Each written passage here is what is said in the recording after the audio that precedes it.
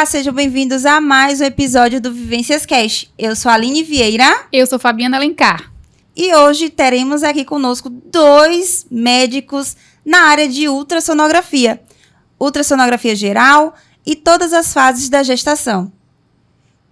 E antes de apresentar os nossos convidados, claro, nós vamos falar sobre os patrocinadores. A Clínica Biodiagnóstica é nossa patrocinadora oficial. Lembramos vocês que nós realizamos mamografia, densitometria e ultrassonografia em geral.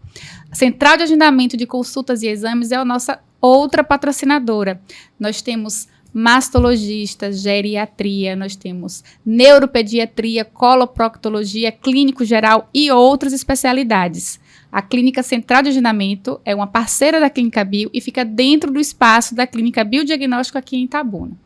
Sobre os nossos convidados, vamos tirar algumas dúvidas sobre quais os sinais precoces de pré-eclâmpsias podem ser vistos no exame. O uso da inteligência artificial já chegou na parte de ultrassonografia? E hoje teremos aqui o prazer de receber Dr. Paulo Meira, ele que é ultrassonografista, clínico geral e médico intensivista. Bem-vindo, Dr. Paulo. Obrigado, é um prazer estar aqui com vocês. Obrigada, doutor. E também temos Dr. Carlos Libório Filho, que ele é ultrassonografista, especialista também em ultrassonografia 3D/4D. Bem-vindo, doutor. Obrigado, espero esclarecer algumas dúvidas aí. Sejam bem-vindos. E eu já quero começar sabendo assim, por que Dr. Libório escolheu medicina? Bom, medicina, eu tenho uma família que já tem um histórico aí de médicos. Meu pai é médico, é ginecologista, né? Então, eu já desde pequeno acompanhava no hospital, achava interessante o jeito que ele cuidava das pessoas, então eu já me imaginava sendo médico, além de quando eu era pequeno, todo mundo falava, já tem cara de médico, então foi uma coisa ligada à outra e acabei seguindo por esse caminho aí. E doutor Paulo? Bem, a minha escolha não foi tão óbvia para minha família, né? Assim, atualmente eu sou médico e meus 2 irmãos também.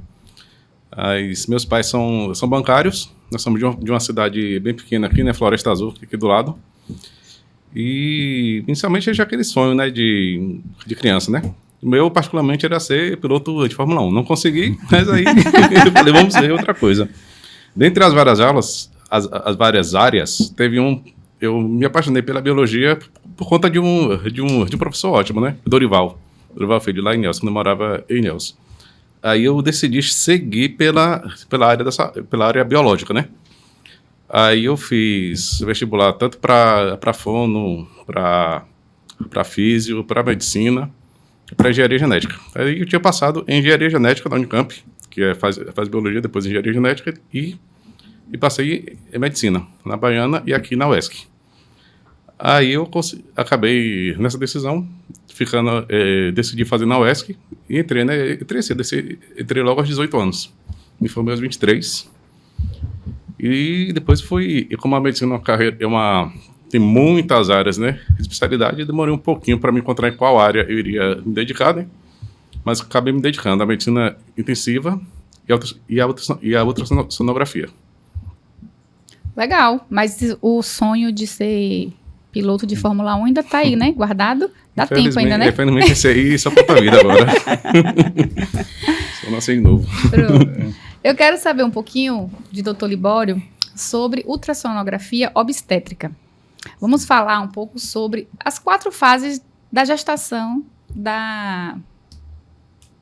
dos exames de ultrassonografia. Qual a importância do exame de obstétrica do primeiro trimestre? Bom, obstétrica do primeiro trimestre, a gente tem, na verdade, uma gama de exames ali no primeiro trimestre, né, que desde transvaginal, que é logo no início da gestação, por conta do tamanho do embrião, bom dizer isso, dá para fazer tanto pela barriga como transvaginal, mas por transvaginal é melhor, até normalmente às 10 até 12 semaninhas. E então esse primeiro contato aí, até de 7 semanas, é a melhor fase para datar, para dizer a data da gestação. Quantas semanas tem, quantos meses tem. E no primeiro trimestre. E, além disso, mais no finalzinho do primeiro trimestre, lá em torno de 12 semaninhas, é quando se faz o morfológico do primeiro trimestre, que é um exame mais específico, que mede mais algumas estruturas do fetinho ali, que a gente já chama de feto nessa fase. E então a gente consegue determinar riscos, inclusive, de algumas síndromes, de pré-eclâmpsia, por exemplo, e é importante para justamente esse acompanhamento todo da gestação. Isso. Essa fase inicial é muito importante, primeiro, porque existe o risco de ter a gestação ectópica, né? Quando a gestação fora do útero, que pode levar até a um risco de óbito, né? Então, ver se está na trompa, se está no ovário. Segundo, se tem algum descolamento, né? Do embrião, onde a mulher precisa ficar de repouso, usar alguns medicamentos, né? Como diz, para segurar. E depois a datação e no primeiro trimestre ainda vê o risco de pré-eclâmpsia, né? Tem um exame de Doppler que faz e você vê o risco de pré-eclâmpsia. Se tiver o risco aumentado, já precisa usar com medicação nessa fase já, para não ter essas complicações posteriores que são muito graves, se ocorrerem. E o que seria esse risco de pré-eclâmpsia?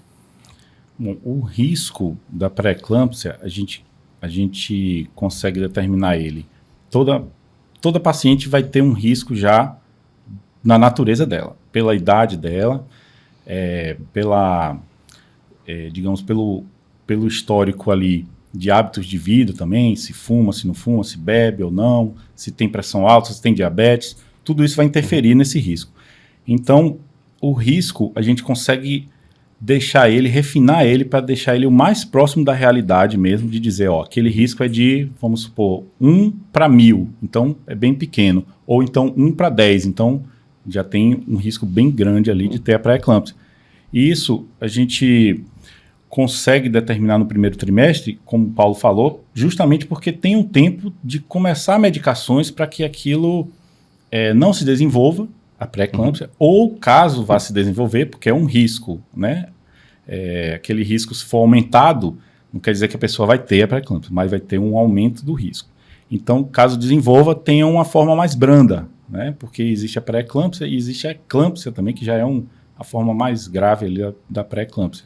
Então, essa é a importância do primeiro trimestre aí, principalmente. Não pode falar, Anny. É porque é de 2. Quando o episódio é com 2, é de 2, a gente fica assim. Eu tenho várias perguntas. Então, além do primeiro morfológico, qual outro ultrassom depois desse morfológico é feito? Quais os principais exames do trajeto para vocês, assim, da gestação? Os fundamentais. Fala aí, Paulo. Bom, assim, os fundamentais, assim, no início, logo que tem alguma suspeita de gestação, né? Então, teve suspeita, geralmente a pessoa faz o exame ou de sangue ou de urina, aí já precisa fazer o ultrassom primeiro para determinar se é uma gestação tópica, se ela está dentro do útero certinho. Porque se não estiver dentro do útero, aí já entra em uma urgência, né, médica, onde tem que ver o que, em alguns casos, precisa até fazer cirurgia. Então, já começa daí. Segundo, para ver, né, se tem algum descolamento. Então, logo no início, você tem, assim, logo que que já se sabe da gravidez, já se faz necessário começar esse acompanhamento ultrassonográfico. Posteriormente, já vem o morfológico do primeiro trimestre, que junto com o Doppler já vê o risco da pré-eclâmpsia. Se tiver um risco aumentado, já começa a ter algumas mudanças no acompanhamento, nos hábitos de vida e nas medicações que a gestante usa.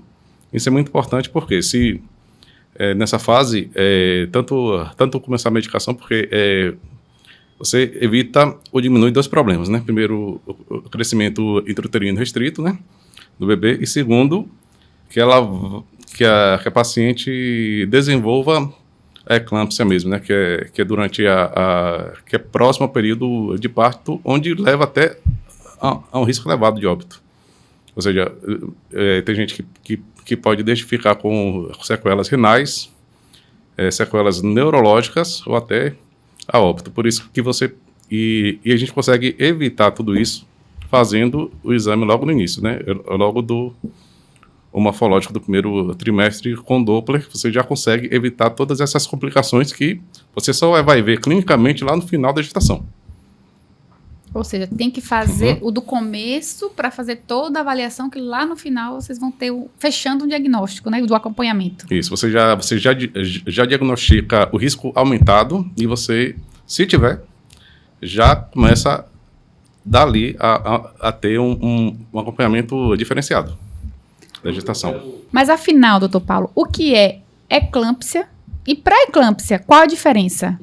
Então, a pré-eclâmpsia, ela é uma doença que surge geralmente nas 20, 22 semanas, clinicamente. Ela, assim, na parte médica é um problema na segunda onda de invasão trofoblástica. Traduz, doutor, significa traduz. isso. Quando chega em 20 semanas, a placenta começa a se aprofundar mais no útero, buscando mais sangue, porque a partir desse período o bebê começa a crescer bastante, ou seja, ele precisa de muito nutriente, mais oxigênio para crescer. Então a placenta, ela meio que cresce, se desenvolve em busca de mais sangue. Então nesse momento, se ocorrer tudo bem, fica tudo bem. Se tiver algum problema nessa fase, ela começa ela não consegue se desenvolver bem e como um recurso, ela manda o corpo aumentar a pressão, porque para chegar mais sangue na placenta. Só que ela manda um estímulo tão grande que a mulher passa a ter uma pressão arterial elevadíssima e com vários problemas nos outros órgãos. Ou seja, vai ter problema renal, problema em retina, em alguns casos até problema neurológico, cerebral. Então, aí, essa é chamada pré-eclâmpsia. A eclâmpsia, ela seria a fase final da pré-eclâmpsia. A gente tenta evitar ao máximo, já precisa evitar ao máximo. Por quê? Assim, basicamente é quando começa a ter uns sintomas neurológicos graves. O mais grave são as convulsões e perda da consciência, onde chega a ter um risco elevado de óbito, precisar ir para a UTI e ter sequelas, algumas vezes irreversíveis. E isso você já detecta esse risco aumentado na ultrassom do primeiro trimestre, onde você, se tiver o risco aumentado, já precisa assim, a ultrassom já mostra para o obstetra e para a mãe, né, que aquela gestação precisa de uma atenção maior. E aí, com essa intervenção do obstetra, a gente evita todos esses problemas que só iriam surgir clinicamente do meio para o final da gestação. E às vezes pode ser até irreversível, né? Isso. Então, E às vezes fatal e às vezes irreversível. Mas tudo pode ser evitado já com o acompanhamento correto desde o início. então o exame transvaginal inicial, depois o exame primeiro trimestre, transvaginal Isso. primeiro trimestre, morfológico. Morfológico. Do segundo trimestre. Isso, E esse o- já é um pouquinho mais para frente. Uhum. E o morfológico do terceiro trimestre também, ou o ultrassom do terceiro trimestre com Doppler, né, que também é importante para esse acompanhamento aí do risco, né, da pré-eclâmpsia. Então, explica aí o que realmente é um exame morfológico. Tá. Morfológico, já vem o nome de morfologia, justamente você vê toda a formação ali no caso do feto, né, a gente faz a partir normalmente entre 12 semanas, entre 11 semanas até 14 semanas e um dia. E assim a gente vai ver a morfologia do feto, vai ver justamente se tem a mãozinha, se tem o bracinho, o pezinho, se a barriga está normal, se tem hérnia, por exemplo, se tem alguma alteração na coluna, no cérebro, se tem ou não tem cérebro. E, além disso, a gente consegue, então, fazer algumas medidas que deixam a gente estimar um risco das trissomias, que são as síndromes mais prevalentes, né? Que é a síndrome de Down, síndrome de Edwards e de Patot. Então, essas 3 trissomias, né, do 21, do 13 e do 18, trissomias, na verdade, são uma alteração genética que ficam 3 cromossomos ali, na verdade tinham que ser 2 e são 3 ali. Então, essas trissomias acabam gerando essas síndromes. Então, isso a gente consegue dizer qual é o risco com base principalmente ali naquele morfológico, né? Tem todos os dados da paciente, da gestante, a idade, tem o peso, tem a altura, a gente vai medir aquilo tudo, tem a pressão também, justamente para ver a pré-eclâmpsia. E no fetinho ali a gente consegue ver se tem o ossinho do nariz, se tem a translucência nucal, que é um líquidozinho que fica atrás da nuca. Isso também mostra o tamanho daquilo ali, vai mostrar no final esse resultado do risco. Se está dentro dos parâmetros, Isso, né? isso. Essa é a de primeiro tri. Isso, a morfológica do primeiro trimestre é isso aí. Depois dessa morfológica, qual é o outro ultrassom que uma gestante deve fazer? Só um adendo, né? No caso da morfológica do primeiro tri, a gente já vai fazer o Doppler das artérias uterinas, que aí já é para poder fazer esse risco da pré-eclâmpsia, que é basicamente a gente já vai ver se aquela artéria tem muita resistência ou não de chegar o sangue. Como o Paulo falou aqui, se a pressão estiver alta e já tiver uma artéria que não está levando aquele sangue, aquele nutriente, né? Não adianta, a pressão pode subir o que for, só vai causar detrimento dos outros órgãos da gestante, sendo que não vai chegar aquele nutriente lá, porque não tem um funcionamento legal ali da placenta, né? Depois vem o morfológico do segundo trimestre, né? Que é um morfológico que a gente já consegue verificar todas as partes assim, do feto, desde olho, retina, como ele falou ali, você vai ver a parte cerebral que tem a neurosonografia, você consegue ver toda aquela parte ali. Aí passa por todos os órgãos, né? Cardíaco, digestivo, muscular, então ver se o tamanho do pé está normal, se está torto, se não está, desde pequenas coisas até malformações graves também, grosseiras, que às vezes a gente não consegue detectar no primeiro ali, está muito sutil e a gente consegue no segundo. Então, um complementa o outro. Tem alguma coisa a complementar aí, doutor? Hoje foi bem completo, mas, tipo assim, a gente vê, por exemplo, se a parede abdominal está íntegra, né? Se não tem onfalocele, ou seja, se não tem os intestinos para fora, né? Onde dá para ver nesse período, e aí você já sinaliza já para o obstetra, ó, tem esse problema aqui, que quando tiver o parto, né? Tem cesárea, já tem que ter uma UTI para criança, tem equipe cirúrgica. No segundo trimestre também já veio algumas malformações cardíacas, essa que veio completamente no ecodoppler fetal, que é um exame à parte, né, que veio o coração inteiro, mas o morfológico já veio algumas alterações. Ele já sinaliza e fala, ó, esse parto só pode ser feito em um centro grande, onde já vai para a cirurgia cardíaca. Já dá um norte. Isso, já dá um norte, e já dá aquela alteração. E pode ser complementada ainda pelo ecodoppler fetal, né? Pelo ecocardiograma fetal, que dá realmente todo o panorama cardíaco. Vocês trabalham com exame de ultrassom há algum tempo. Eu não consigo enxergar nada do que vocês estão falando aí, que eu vejo aquela tela preta, né? Só consigo ver aquela imagem preta e acabou. Vocês vão falando assim, eu digo, meu Deus, os órgãos, vendo tudo, vê o cérebro, vê tudo. Qual a diferença que vocês notam nos equipamentos de imagem de hoje para os de 10 anos atrás? Rapaz, Você se lembra de alguma coisa do passado? Olha, eu até tenho, assim, quando eu comecei a trabalhar, assim, lá na UTI, a gente tinha um equipamento antigo, que já era, assim, que já chegou lá antigo, e o radiologista, quando a gente ia pedir alguma coisa, ele já reclamava daquilo. Então, eu vejo algumas clínicas usando esse tipo de equipamento ainda até hoje, que não é adequado. Então, você tem, quando você chega uma máquina nova, além de ter uma imagem muito melhor, muito mais definida, você tem, principalmente no Doppler, você tem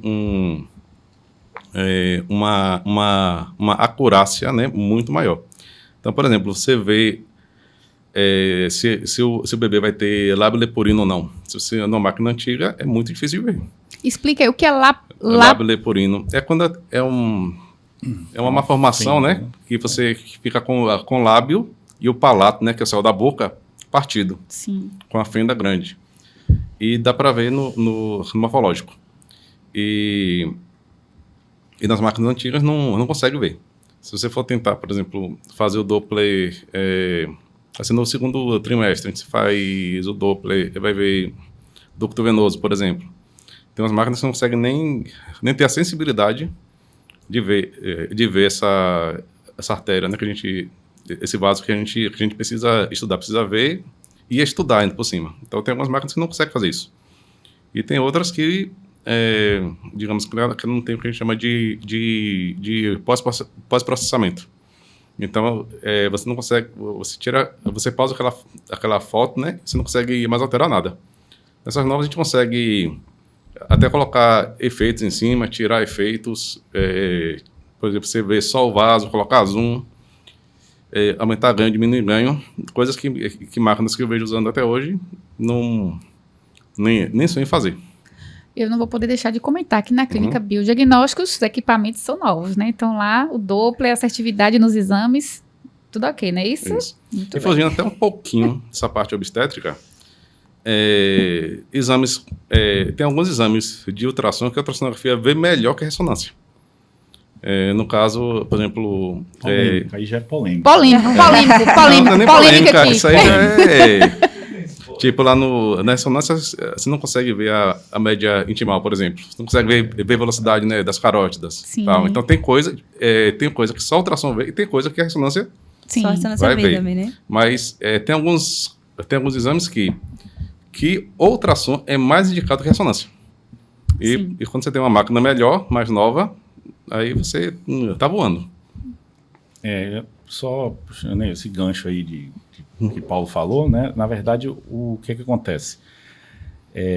Essa questão do ultrassom, ele é uma máquina e operador dependente. Então, não adianta ter só um operador muito bom e dar... Ele, por exemplo, queria ser o quê? Piloto de Fórmula 1. Aí o cara pode ser o melhor piloto de Fórmula 1. Mas você vai dar lá Um fusquinha? um Fusquinha, né? Vou botar assim... Ele não vai conseguir passar dos outros. Então, é a mesma coisa. Ou então, ele pode não saber nada ali de dirigir e você vai dar uma Ferrari também, não vai adiantar. Então, é a mesma coisa. Então, quando você consegue unir a experiência, né? O cara que tem já uma experiência, ou tem um aprendizado voltado para ultrassom, com uma máquina boa, aí você consegue extrair o melhor, que é justamente esse é o propósito, né? Dar segurança para todo mundo, para o paciente, para o médico que está fazendo exame, né? Para o fetinho, no caso obstétrico, e, sem dúvida, o avanço está sendo muito rápido da tecnologia e a gente consegue perceber isso, que isso impacta muito na vida do paciente mesmo. A gente consegue detectar coisas hoje que, há uns anos atrás, você falou 10 anos atrás, não detectaria. Isso. Não tinha nem Doppler, alguns aparelhos, né, compravam sem Doppler. Hoje é impensável aparelho sem Doppler. E o Doppler também tem que ser bom, como ele falou. A gente pega o vaso, vai parar aquela imagem ali para estudar a imagem, não é só ver a imagem. Então, às vezes, a gente vê em alguns poucos segundos ali e a gente precisa que o aparelho pare aquilo, a gente gravou, voltar atrás. Então, esse pós-processamento também é importantíssimo. Você ganha tempo com aquilo ali e é importante para o diagnóstico. Vou fazer uma pergunta. Para quem não sabe o que é Doppler, Doppler é a mesma coisa que 3D ou não? Só para quem não sabe. Não. O Doppler... na verdade, o Doppler tem até a ver com o sonho aqui do nosso colega aqui, que é a velocidade. Velocidade. Glória. Então, o Doppler tem a ver com isso. O efeito Doppler, né, foi estudado quando você mede a velocidade de determinado ângulo. Então, ele vai medir a velocidade daquele fluxo ali. Por exemplo, uma artéria, uma veia está passando o sangue ali, ele vê qual velocidade que está passando aquele sangue. E isso é o efeito Doppler. A gente consegue ouvir o efeito Doppler, por exemplo, numa ambulância, quando você ouve, ou num avião, ou num carro de Fórmula 1. Quando ele está vindo, ele está comprimindo aquele som, você ouve ele mais agudo, né? Aí depois fica aí fica mais grave depois, porque o som começa a espaçar mais. Então é isso, aquela compressão do ar, do som, aquilo é o efeito Doppler. A gente ouve isso no avião, quando a ambulância vem, né? A gente também ouve passando, aí o som fica diferente quando passa ali. É como o transdutor está aqui também. Quando o fluxo de sangue passa pelo transdutor, ele tem uma velocidade, depois ele calcula aquilo para poder dizer para a gente em números quanto é aquilo ali. Isso. E a gente estuda isso, por exemplo, no ultrassom obstétrico, você vai usar o Doppler, né, da máquina, tanto para ver, por exemplo, as artérias uterinas, logo no início, no segundo do trimestre. Aí vai fazer o ultrassom com Doppler, você vai ver a artéria cerebral média, ou seja, você vê dentro do cérebro do bebê um vaso específico para estudar como o sangue está passando por ele. Entendi. Então ali você já vê se o bebê já está tendo se está tudo normal, né? Ou se tem alguma coisa errada, algum sofrimento, alguma coisa errada em algum compartimento da mulher. Então quando a gente estuda o Doppler na obstetrícia, por exemplo, a gente vê a artéria cerebral média, a artéria umbilical, né? Depois as uterinas e o ducto venoso. Então a gente vê esses 4 vasos. Cada um tem uma característica específica e cada um assim tem a gente não vê apenas ele. A gente olha o Doppler para ver ele e depois faz uma onda, né, chamada Doppler pulsado, e consegue estudar a morfologia daquela onda e dizer qual alteração está acontecendo em qual momento e o que o obstetra deve fazer caso aquela alteração esteja presente. Entendi. Dúvidas sanadas do Doppler. E agora do 3D. Qual a diferença? O que é? Pois então, o 3D, na verdade, não tem... São coisas totalmente diferentes, né? O 3D é uma composição de imagens que a máquina faz, aí sim, só as máquinas mais modernas mesmo, que consegue pegar aquelas imagens, vários cortes de imagem em 3D, em 2D, digamos, em 2 dimensões, e junta aquilo e forma uma imagem em 3 dimensões, como a gente se vê aqui, né? E o 4D é aquela imagem no 3D, só que em movimento. Então a gente vê, como a gente está conversando aqui, a gente vê, às vezes, o fetinho abrindo a boca, bocejando, botando a mão no rosto, movimentando.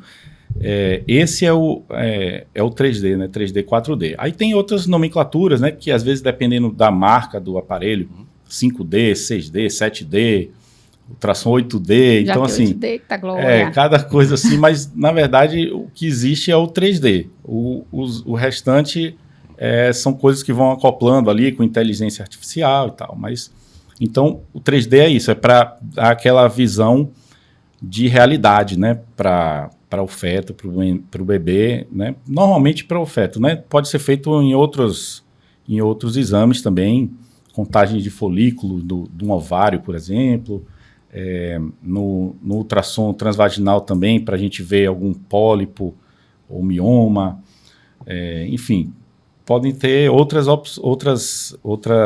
questões ali que são sanadas com 3D, mas principalmente para ver o fetinho, ver a forma também do rosto e às vezes já tirar aquela dúvida, né? Se parece com a mãe, se parece mais com o pai. Porque a busca é incessante do 3D/4D, né? Eu quero ver o rostinho, eu quero ver o rostinho. É apenas para ver rostinho, doutor? Ou tem alguma coisa que dá para ver também? Alguma patologia, né? Comenta aqui se você sabia a diferença do Doppler para o 3D ou se você achava, como eu, que o Doppler, o 3D era ver aquela bebezinho coloridinho ali, bonitinho. Comenta aqui que eu quero saber disso agora.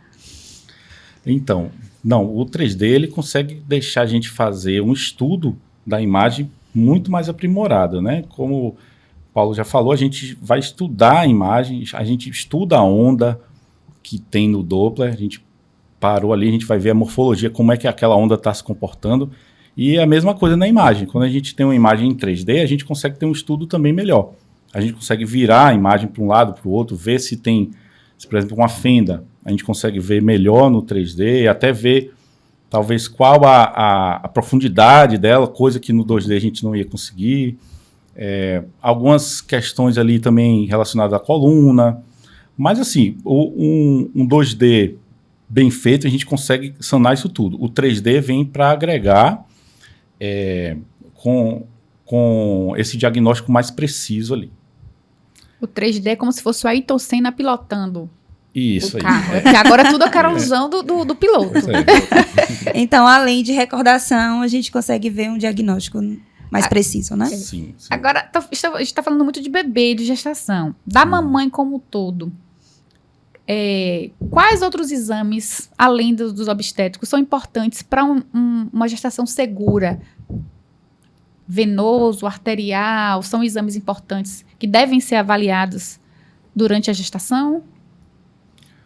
Bom, os exames, basicamente, de pesquisa de trombose, por exemplo, que é um exame venoso dos membros inferiores, normalmente pode ser realizado na gestação quando se tem alguma suspeita disso. Então, o obstetra ele pode solicitar aquele exame no momento em que tem uma suspeita, tem dores, ou dores nas pernas, ou aquele inchaço está diferente do inchaço, digamos que mais natural habitual da gestação, né? Isso. Mais alguma coisa aí?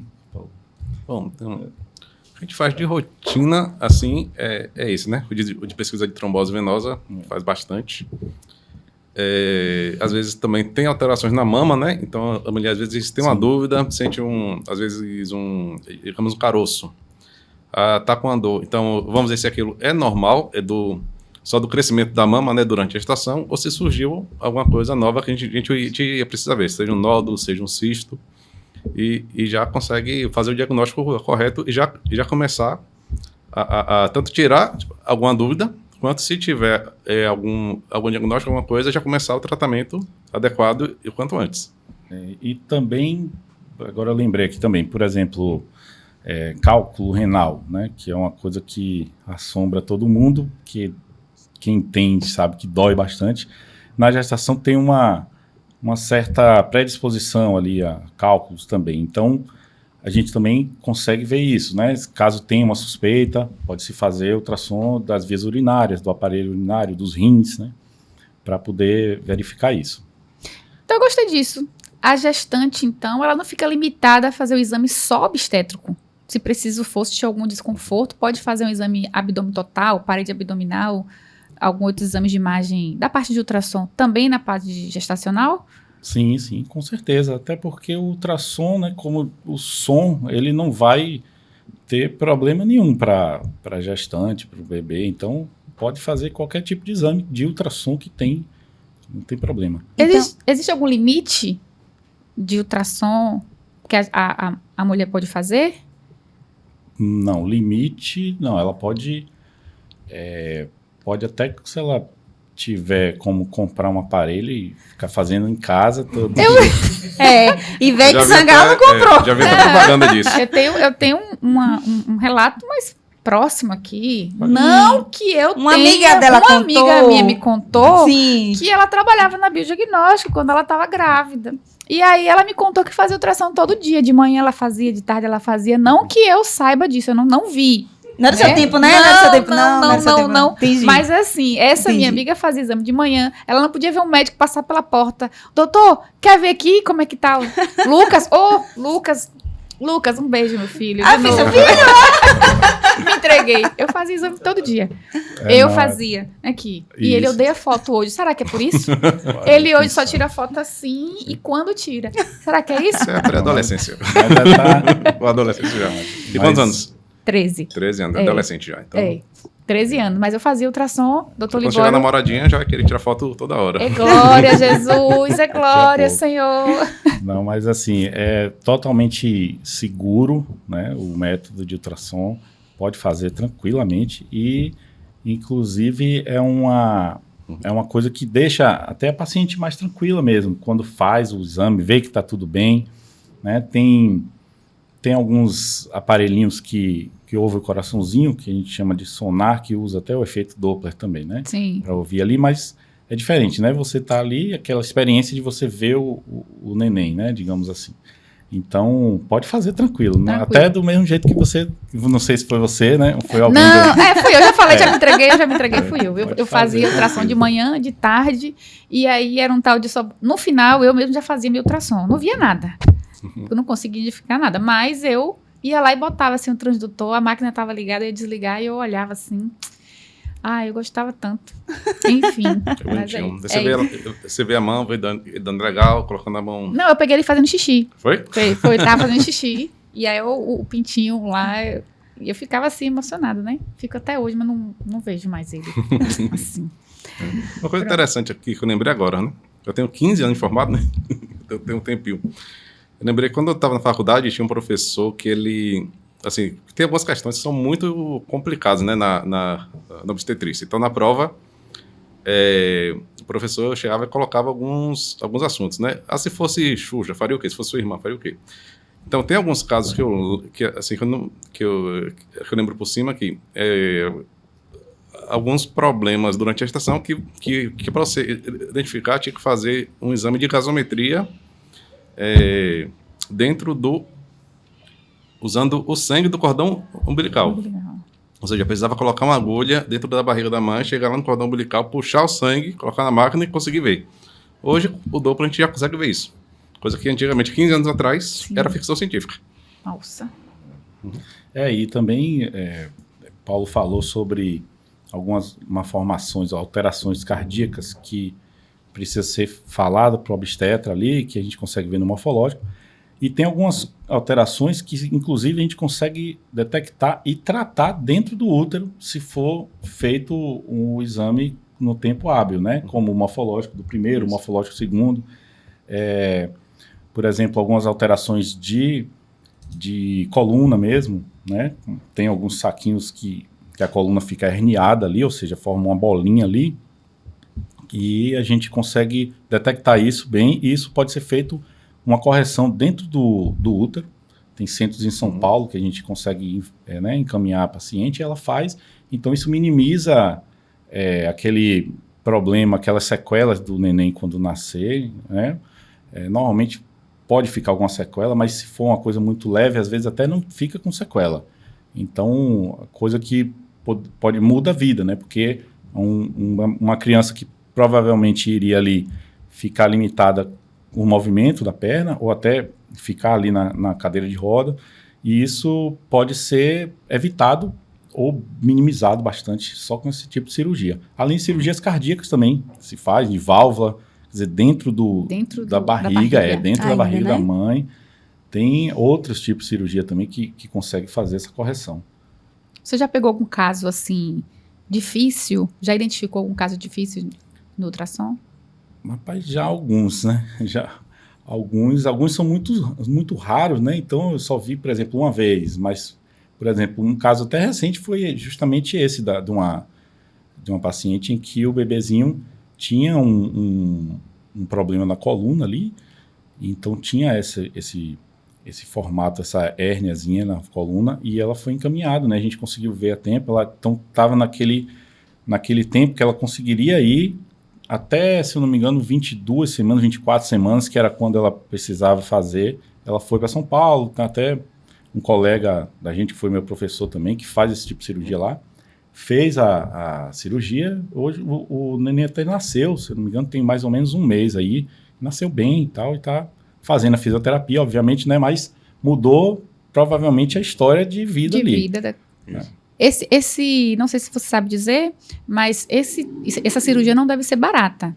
Ela é custeada pelo SUS? Será? Olha, eu não sei te dizer, mas lá, se eu não me engano, tinha uma parte ali que era feita pelo SUS, sim, né? Então, inclusive, ele fazia parte dessa equipe. Não sei ainda dizer com certeza isso, mas tinha sim.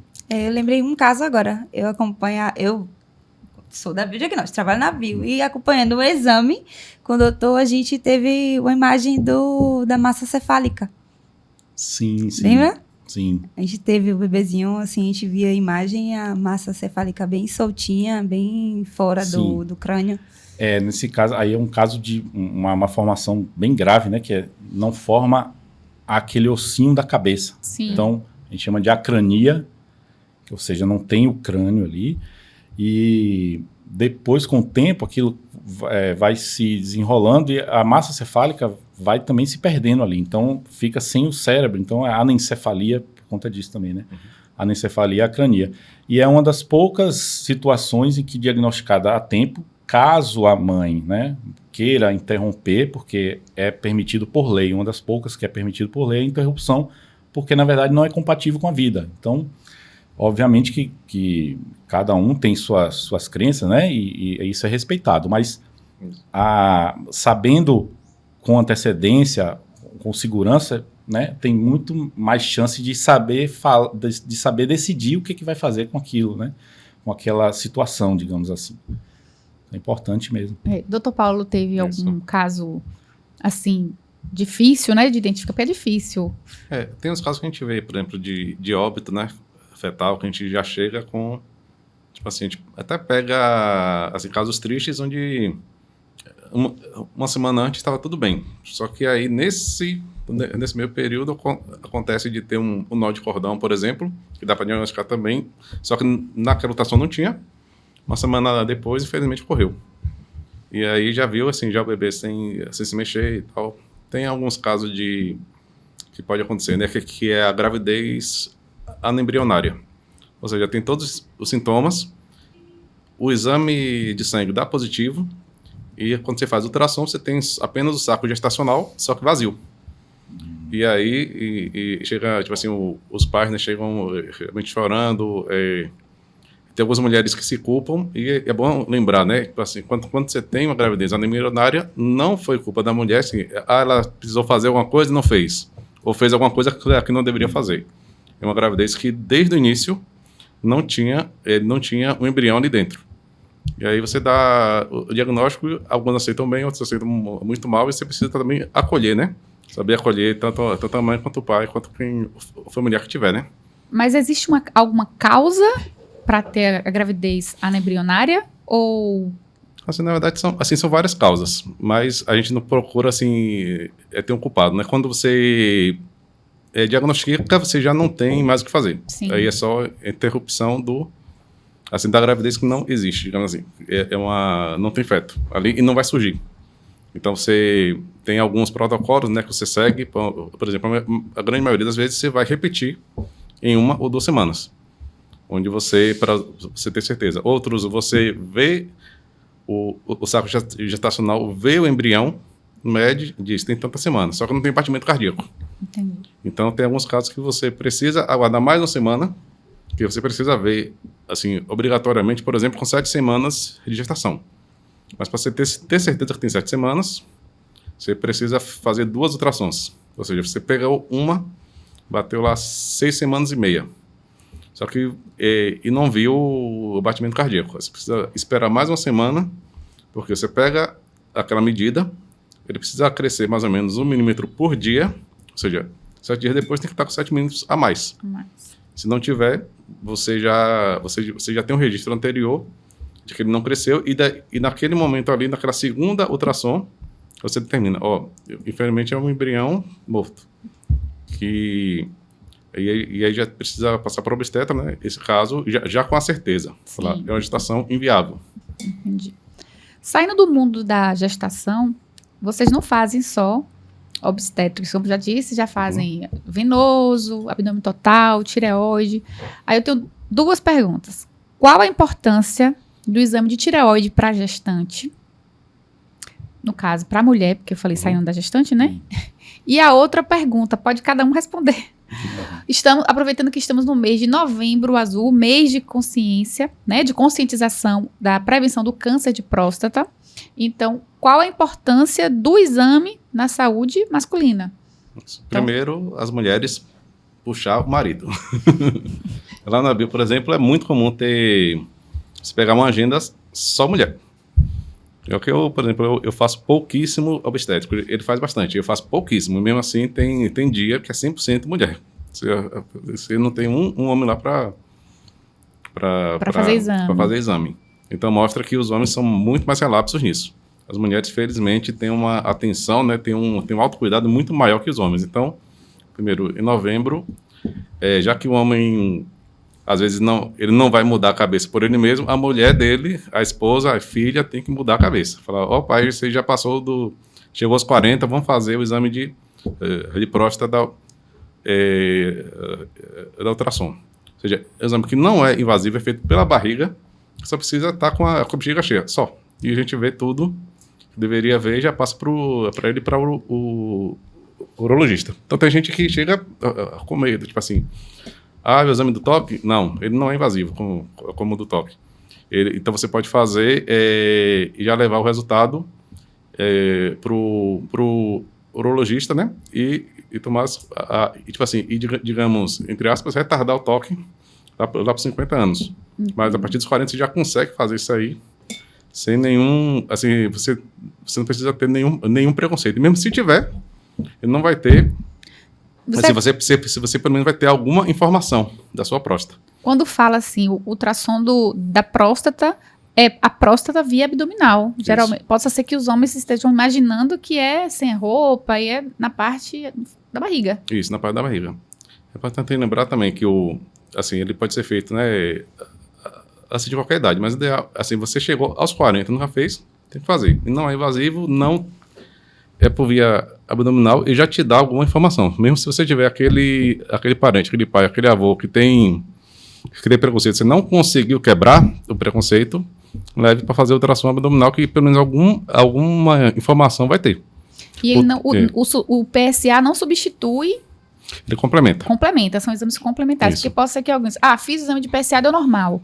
Mas e o da ultrassom abdominal? Isso ele complementa. Tanto você vê tanto o tamanho da próstata, como se você trouxer, a gente bota na máquina, ele dá uma relação que a gente leva pro urologista e é mais informação para ele. E por que o pós-miccional? Explica o que é.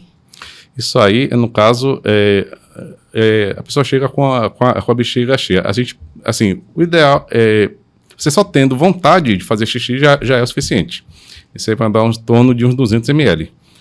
Com esse volume, a gente consegue ver se a parede da bexiga ela está normal ou se ela está espessada. Espessada é o quê? Ela é como é um músculo, então se esse músculo malhar, ele cresce. Então, se você tiver uma próstata que tem alguma obstrução, a sua bexiga ela malha para conseguir esvaziar a urina, né? Então, você pode chegar a ter um pós-miccional normal, que é abaixo dos 30 ml, mas ter uma bexiga espessada, trabeculada. Mostra que você tem um grau de obstrução que, para vencer, a bexiga precisou ficar mais forte. Então, essa é a informação que a gente já manda para o urologista. Outra coisa que a gente faz é o índice de produção prostática, onde a gente mostra o quanto da bexiga está invadindo, ou o quanto da próstata está invadindo a bexiga. Por isso que dá uma... Às vezes a pessoa tem a próstata que ela é um tamanho normal, mas tem a protusão prostática. Ou seja, a próstata começa a crescer para dentro da bexiga, dentro do tamanho normal, mas que ele... Então o homem fica com muita vontade de fazer xixi o tempo todo. E ali você já mostra um motivo. Sim. Então ele faz o exame, entra na sala, faz o exame, depois esvazia a bexiga, aí volta para refazer, complementar o exame. Exatamente. E aí dá informação se está com o resíduo aumentado, se está com o resíduo normal e a bexiga normal e a próstata normal, ou se o resíduo está normal, só que às custas de uma bexiga muito espessada, muito aumentada, onde ela precisou crescer para vencer a obstrução que o crescimento da próstata acabou ocorrendo ali. É explicado. E o da tireoide? Então, da tireoide, você até corrigiu bem aí, com a importância para a mulher, né? Porque, como o Paulo falou, então, tem a maioria da agenda, a gente vê que são mulheres. E em se tratando de tireoide, a maioria esmagadora das alterações também são em tireoide de mulheres. Que glória! Então, assim, nesse caso é até menos comum homens por conta disso mesmo, né? Já juntam uma coisa com a outra. O homem já não é tão ativo naquele cuidado e também não tem tanta alteração.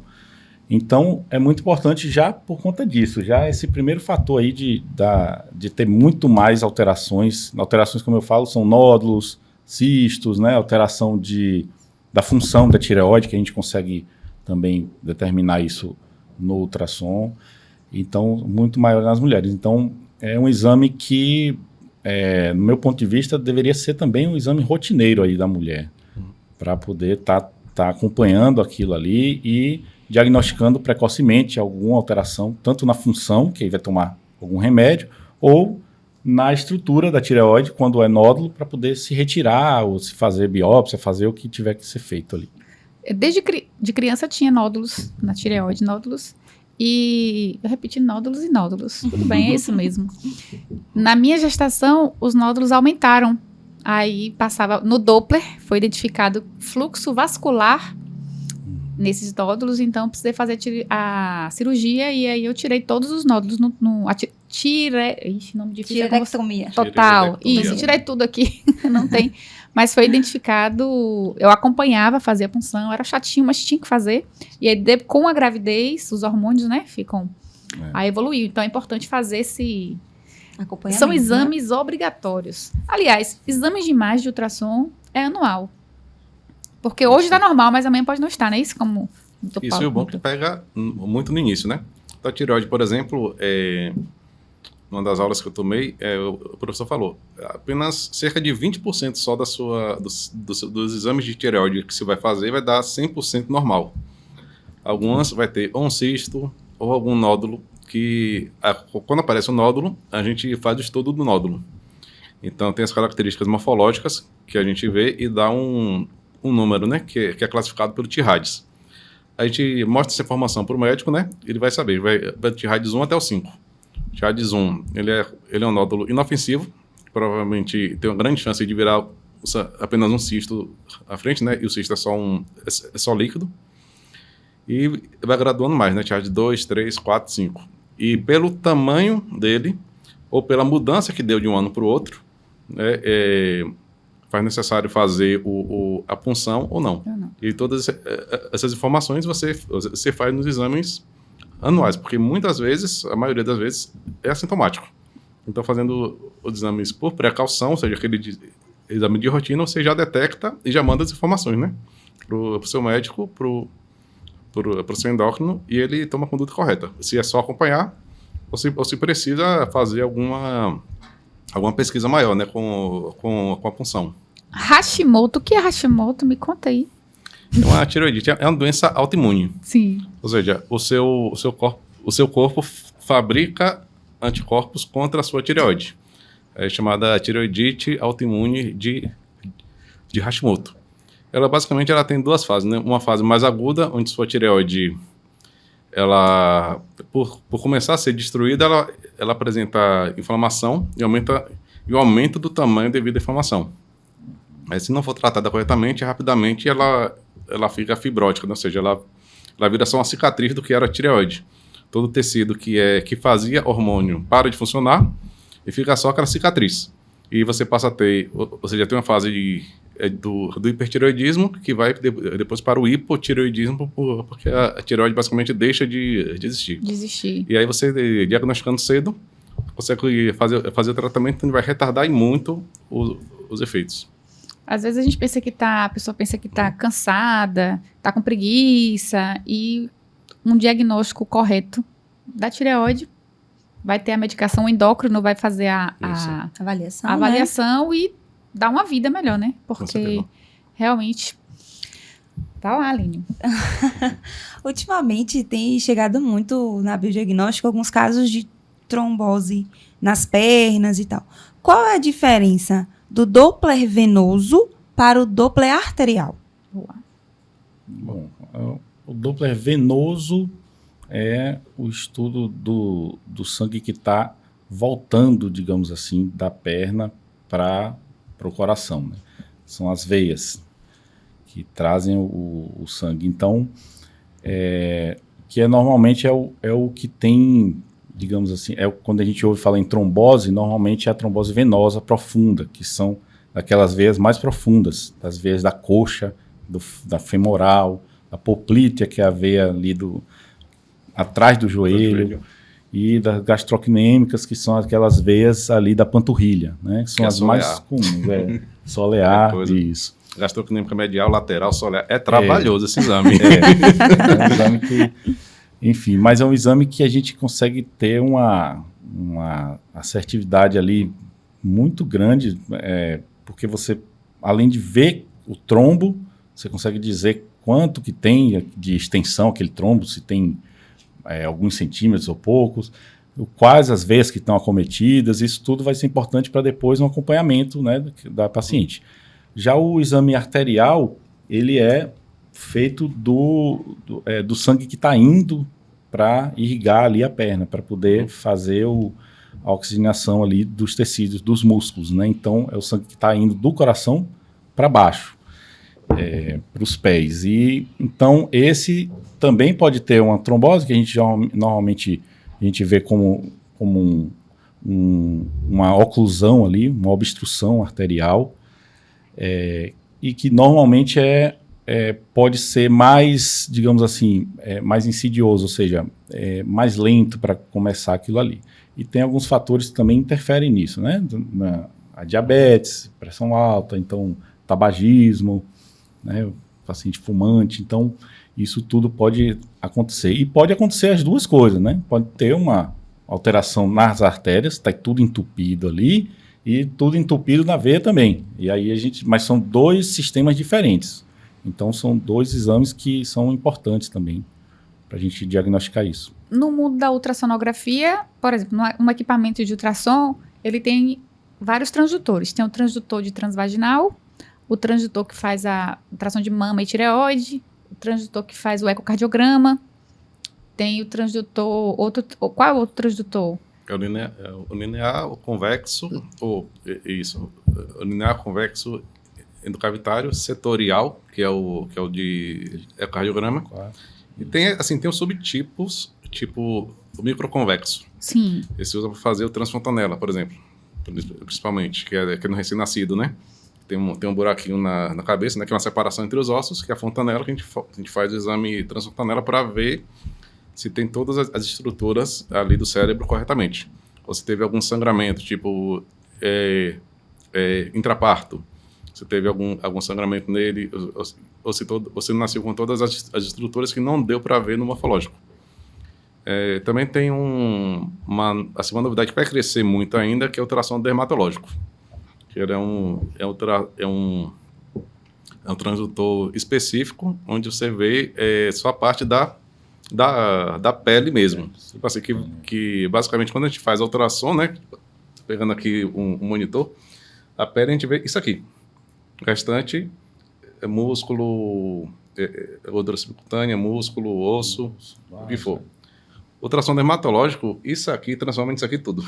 A gente consegue ver camadas assim e ver folículo crescendo, ver alterações que não dá para ver no ultrassom normal, tipo assim, usando o transdutor que a gente vê normalmente. O nome é bem já intuitivo, né? Ultrassom dermatológico. Mas quando fazer um ultrassom dermatológico?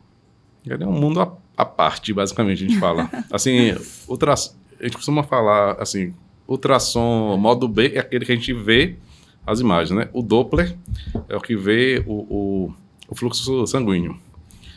O morfológico é quase que o dermatológico é quase que um outro tipo. Você vê, assim, doenças que, tipo assim, geralmente, a maior aplicação dele a pessoa fez um procedimento estético, mas quer ter certeza do material que foi usado. Os famosos Botox? PPMA, PPMA, os silicones, alguns às vezes passam por silicone industrial, ou passa a ter alguma reação àquele enxerto, né, que fez.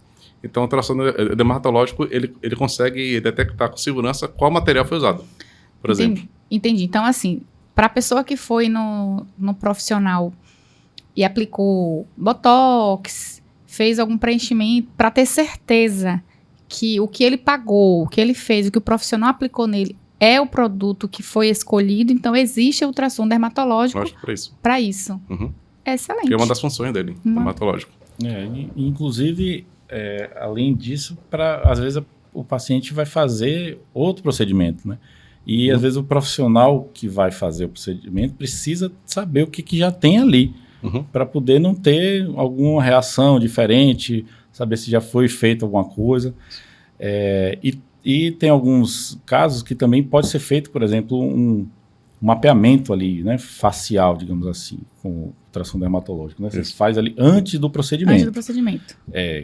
Então, a pessoa nunca fez nada, e o profissional pede para poder ver tudo certinho, ver se está tudo no lugar, se tem as veias estão passando certinho no lugar, as artérias, porque às vezes podem ter algumas variações anatômicas. Quando for injetar, o profissional precisa saber disso. Para evitar aqueles roxinhos também? Também, para evitar algumas complicações maiores, né? Então, é importante. Até para ver, tipo assim, se um lado... Tipo assim, às vezes a pessoa não é a maioria, né? 100% das pessoas, na verdade, não são 100% simétricas. Então, às vezes, a quantidade de material que usa em um lado é menor ou maior do que usa no outro. Então, você pode dar essa informação também pro dermatologista, né? O cirurgião plástico, até odontólogo, né? Que faz harmonização facial, que se tem alguma diferença, né? Qual a diferença que tem? Que ele pode calcular lá a quantidade de material que usa, por exemplo, nesses procedimentos estéticos. Muito interessante, eu gostei disso. Porque o mundo da estética, da beleza, só cresce. Só cresce e ter uma assertividade é muito importante. Porque sempre a pessoa quer a busca do perfeito, né? Vou fazer um tratamento dermatológico para ficar bonito, para ficar bacana. Então, tem que estar tudo dentro dos parâmetros. Não adianta ficar bonito e não ser funcional. Com certeza. Porque tá crescente. Os casos, outro dia passou na TV, o caso de um influencer, né, que aplicou medicação, colocou fios e 6 meses depois que veio dar reação. No caso, se tivesse feito um exame dermatológico, poderia identificar se aquele material estava tendo uma boa aceitação na pele? Você acha que acredita? Você acha que acredita? Você acredita que teria como identificar? Sim, teria como identificar que tipo de material tem ali, né? Teria ali. Em alguns casos, até ajudar a guiar ali o dermatologista, talvez para fazer algum procedimento de injetar algum outro material para que dissolver aquela reação, enfim. O ultrassom também, ele vai fazer aquela parte de guia também, né? De material. Eu quero convidar vocês aqui para falar mais sobre ultrassom dermatológico. Mitos, verdades, quando fazer, por que fazer, um episódio todinho. Já fica aqui o convite para falarmos sobre ultrassom dermatológico. Não aceito não, porque aqui tá todo mundo assistindo. Comenta aqui se você também quer saber tudo sobre ultrassom dermatológico. Agora, eu vou precisar dizer tchau. Passa rápido, né? Passa rápido. Quero agradecer a vocês por terem vindo aqui. Lembrá-los que esse episódio tem o patrocínio de Dr. João Correia, Dr. Ricardo Amaral, Dr. Walter Filho, a Central de Agendamento de Consultas e Exames e da Clínica Biodiagnóstico. Foi um prazer recebê-los. Espero que voltem para falar sobre ultrassom dermatológico. E é isso. Foi muito grande, tem muito assunto ainda para falar. A gente falou basicamente só do obstétrico aqui, né? Hoje foi. Tem ultrassom, é um mundo à parte mesmo. O mundo à parte. Já fica o convite, mais 3 convites. Nós temos um sócio aqui, né? Não sei se vocês sabem, mas o Dr. Walter Filho já é sócio. Ele já veio umas 3 vezes. Semana que vem vamos trazer o Dr. Walter novamente para poder passar aqui com vocês e desmistificar. Diretor, eu quero aqui, diretor, um espaço maior pro próximo, porque vai ser um bate-papo aqui. Fazer bem uma grande, mesa, uma mesa de bate-papo. Uma mesa redonda. Não, aqui dos bastidores, eu vou falar aqui dos bastidores que o Dr. Walter queria vir hoje, ele lembrou. Tem que casar. E tanto que ele gostou de vir aqui. Esse detalhe, né? Tem esse detalhe. Então, agradecemos novamente aos senhores. Muito obrigada. E o nosso, até breve. Tchau, tchau.